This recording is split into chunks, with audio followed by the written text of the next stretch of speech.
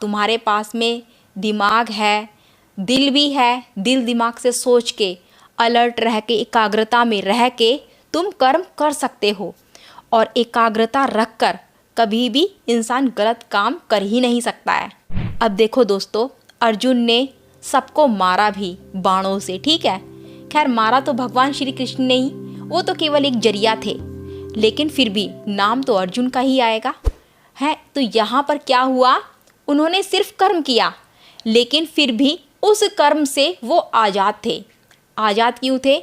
भगवान कृष्ण ने कहा था कि तू जो कर रहा है तू मेरे ही आदेश से कर रहा है, तू जो कर रहा है उसे मेरे को समर्पित कर दे, तू कर्म से आज़ाद रहेगा, कर्म बंधन से मुक्त रहेगा।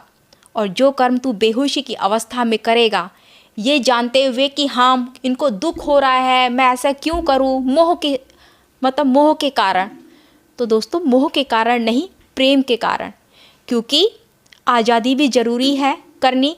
और आज़ादी कैसे कि अर्जुन ने केवल उनको आज़ाद किया था उस पाप के बंधन से, जो कि भीष्म पिता था और कर्ण था और भी बहुत सारे ऐसे योद्धा थे कि वो पाप के रास्ते पे चलते ही जा रहे थे।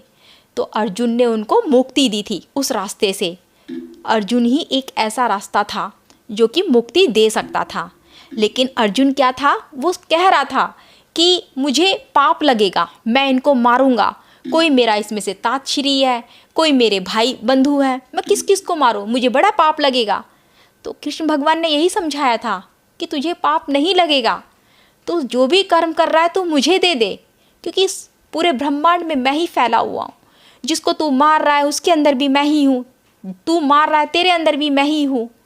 तो बस तू जो अधर्म है उसे हटा रहा है, और अधर्म तो कोई भी कर सकता है। तो दोस्तों इस चीज़ को, जो भी कर्म करते हो तुम होश पूर्वक रह के करो। और जो इंसान होश पूर्वक रहकर कर्म करता है वो कभी भी पाप के बंधन में नहीं बंधता।